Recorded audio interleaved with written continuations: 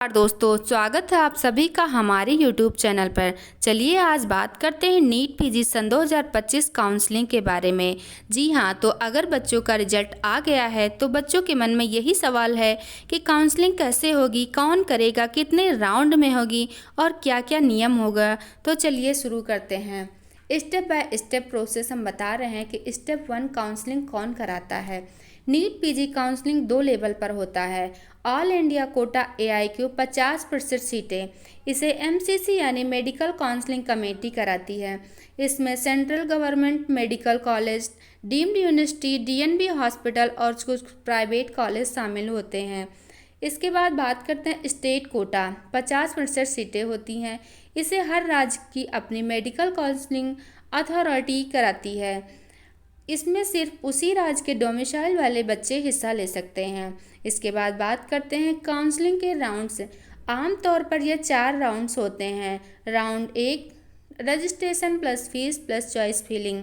Seat मिलने पर candidate को 2 ओपिनियन ले सकते हैं। एक्सेप्ट करके कॉलेज ज्वाइन करना, फ्री एग्जिट लेना बिना पेनल्टी के। अब इसके बाद बात करते हैं हम राउंड 2। यहाँ फ्री एग्जिट नहीं मिलता है। अगर सीट मिली और रिपोर्ट नहीं किया तो सिक्योरिटी डिपॉजिट जब्त हो जाएगा। अब बात करते हैं 3 की मॉप अप राउंड। इसमें बची हुई सीटें भरी जाती हैं। अब इसके बाद बात करते हैं stray vacancy round, final round. Mop up के बाद जो सीटें बचती हैं वो कॉलेज लेवल पर अलॉट की जाती हैं। तो ये थी आपकी काउंसलिंग के 4 राउंड्स। अब इसके बाद बात हम करते हैं रजिस्ट्रेशन और फीस की। तो रजिस्ट्रेशन और फीस की बात कि यह जो रजिस्ट्रेशन है नॉन रिफंडेबल MCC की वेबसाइट पर होता है। जी हाँ, MCC की वेबसाइट पर होता है और होगा भी। फीस 2 तरह की होती हैं। रजिस्ट्रेशन फीस 1000 से 5000 तक। रिफंडेबल सिक्योरिटी डिपॉजिट 25,000 से AIQ 2 लाख डीम्ड यूनिवर्सिटी। जी हाँ, अब इसके बाद अगर कैंडिडेट सीट लेकर ज्वाइन करता है तो डिपॉजिट वापस मिल जाएगा, लेकिन अगर सीट छोड़ दी तो डिपॉजिट जब्त हो जाएगा। इसके बाद बात करते हैं हम स्टेप 4 चॉइस फिलिंग और लॉकिंग। कैंडिडेट को अपनी पसंद के कॉलेज और ब्रांचेज की लिस्ट भरनी होती है। इसे लॉक करना ज़रूरी है। इसे परफॉर्मेंस लिस्ट पर आपकी सीट अलॉटमेंट होगी। अब बात करते हैं स्टेप 5 सीट अलॉटमेंट का तरीका। सीट अलॉटमेंट 3 चीज़ों पर आधारित होती है।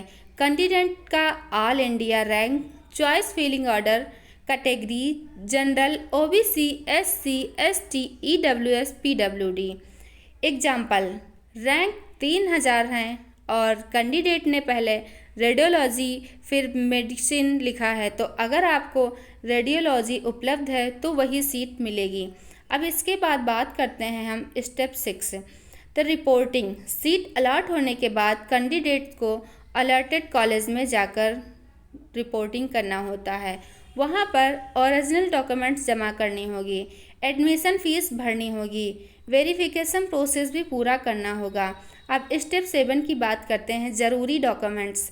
जी हाँ, NEET PG admit card, NEET PG score card plus rank letter और MBBS degree, provisional certificate, internship competition certificate, state NMC registration certificate, category certificate अगर लागू हो तो, 10वीं और 12वीं की marksheet, ID proof, Aadhaar, PAN, passport size photo. उसके बाद बात करते हैं इम्पॉर्टेंट रूल्स की।